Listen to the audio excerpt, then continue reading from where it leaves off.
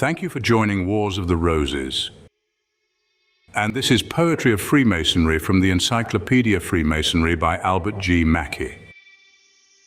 Poetry of Freemasonry.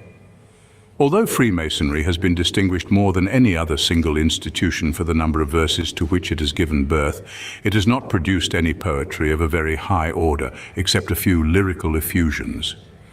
Rhyme, although not always of transcendent merit, has been a favorite form of conveying its instructions.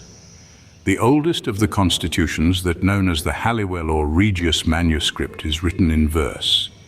And almost all the early catechisms of the degrees were in the form of rhyme, which, although often doggerel in character, served as a convenient method of rule assisting the memory.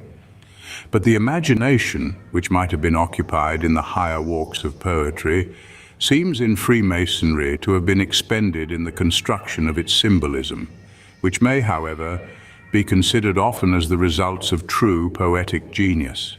There are, besides the songs, of which the number in all languages is very great, an abundance of prologues and epilogues, of odes and anthems, some of which are not discreditable to their authors or to the institution. But there are very few poems on Masonic subjects of any length.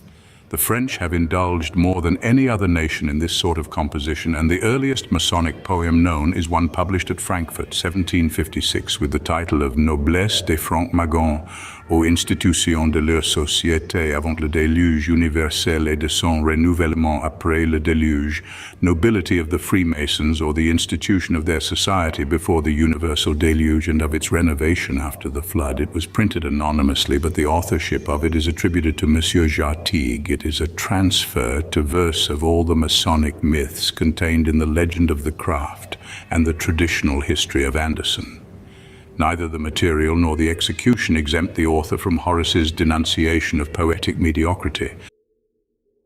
A selection of poems that are of sufficient merit to be notable exceptions to the above criticism by Dr. Mackey are here inserted. The Lodge Room over Simpkin's Store. The plainest lodge room in the land was over Simpkin's store, where Friendship Lodge had met each month for 50 years or more. When o'er the earth the moon full-orbed had cast her brightest beams, the brethren came from miles around on horseback and in teams. And oh, what hearty grasp of hand, what welcome met them there, as mingling with the waiting groups they slowly mount the stair, exchanging fragmentary news or prophecies of crop, until they reach the tiler's room and current topics drop, to turn their thoughts to nobler themes they cherish and adore, and which were heard on meeting night up over Simpkin's store. To city eyes, a cheerless room long usage had defaced. The telltale lines of lath and beam on wall and seeding traced. The light from oil-fed lamps was dim and yellow in its hue. The carpet once could pattern boast, though now 'twas lost to view. The altar and the pedestals that marked the stations three, the gatepost pillars topped with balls, the rude carved letter G, were village joiners' clumsy work, with many things beside, where beauty's lines were all effaced and ornament denied. There could be left no lingering doubt, if doubt there was before, the plainest lodge room in the land was over Simpkins's store. While musing thus on outward form, the meeting time drew near, and we had glimpse of inner life through watchful eye and ear. When lodge convened at gavel's sound with officers in place, we looked for strange conglomerate work, but could no errors trace. The more we saw, the more we heard, the greater our amaze, to find those country brethren there so skilled in masons' ways. But greater marvels were to come before the night was through, where unity was not mere name, but fell on heart like dew, where tenets had the mind imbued, and truths rich fruitage bore in plainest lodge room in the land up over Simpkin's store.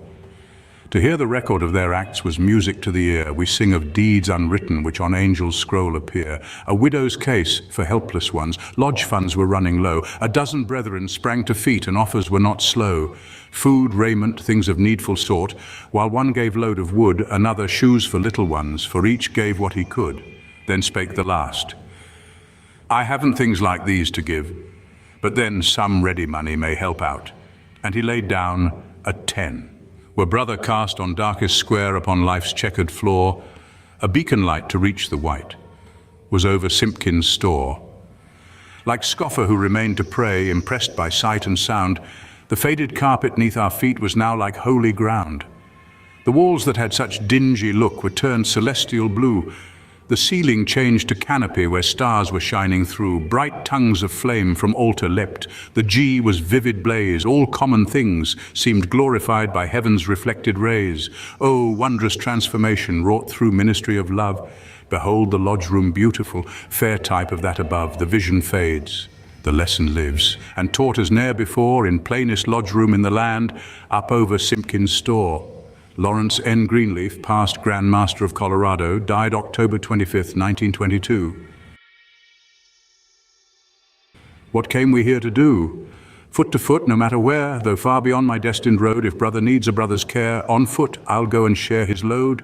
Knee to knee, no selfish prayer shall ever from my lips ascend, for all who act upon the square, at least henceforth my knee shall bend. Breast to breast, and this I swear, a brother's secrets here shall sleep, if told to me upon the square, save those I am not bound to keep. Hand tobacco type of love, fit emblem to adorn the skies, be this our task below, above to help poor falling mortals rise, cheek to cheek or mouth to ear. We all like sheep have gone astray. May we good counsel give and bear, till each shall find the better way. J.M. Jenkins, Brotherhood, January 1920. The Temple of Living Stones. The temple made of wood and stone may crumble and decay, but there's a viewless fabric which shall never fade away.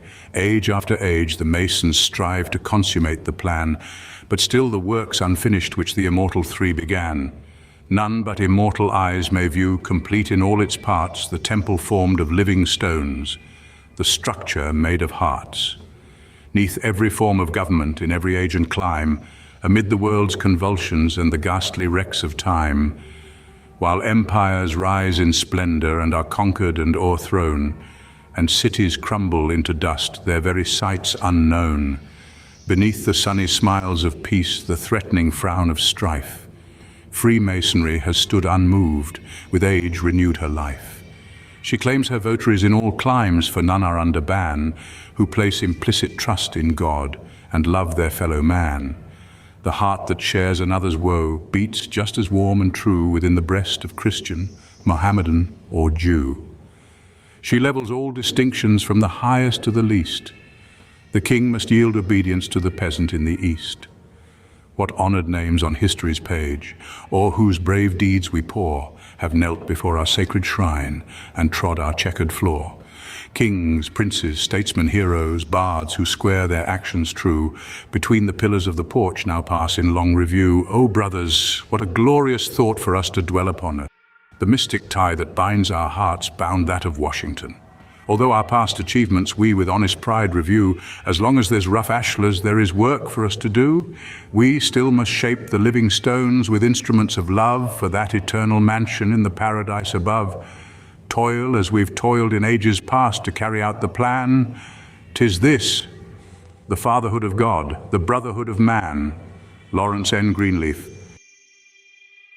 Great source of light and love, great source of light and love, to thee our songs we raise. Oh, in thy temple, Lord above, hear and accept our praise. Shine on this festive day, succeed its hope design, and may our charity display a ray resembling thine. May this fraternal band, now consecrated, blessed in union, all distinguished, stand in purity be dressed. May all the sons of peace their every grace improve, till discord through the nations cease, and all the world be love. Thaddeus Mason Harris. Fellowcraft's Song. His laws inspire our being, our light is from his sun. Beneath the eye all-seeing our mason's work is done. His plumb line in uprightness our faithful guide shall be, and in the source of brightness our willing eyes shall see. Thou, Father, art the giver to every earnest prayer. O be the guide forever to this our brother dear. By law and precept holy, by token, word and sign, exalt him now so lowly upon this grand design. Within thy chamber name him a workman wise and true, while loving crafts shall claim him in bonds of friendship due. Thus shall the walls extol thee, and future ages prove what masons ever call thee, the God of truth and love. Rob Morris. For Auld Lang Syne, should old acquaintance be forgot and never brought to mind. Should old acquaintance be forgot and days of Auld Lang Syne. For Auld Lang Syne, my dear, for Auld Lang Syne, we'll take a cup of kindness yet for Auld Lang Syne. We too have run about the hills and pulled the daisies fine, but we've wandered many a weary foot since Auld Lang Syne. We too have paddled in the stream from morning sun till dine, but seas between us broad have roared since Auld Lang Syne. And here's a hand, my trusty friend, and give me a hand of yours, and we'll take a right good drink for Auld Lang Syne. And surely you will pay for your pint, and surely I will pay for mine, and we'll take a cup of kindness yet for Auld Lang Syne. Robert Burns. The verses, sometimes called the Freemasons' Health and the Entered Apprentice's Song, are found under the latter title in this work. See also Morris, Robb, Pike, Albert, Kipling, Rudyard, and Songs of Freemasonry. Thank you for watching, and please don't forget to share, like, subscribe, and comment, and if you can, please consider donating to Wars of the Roses. Links to PayPal and Patreon are in the description. Thank you so very much.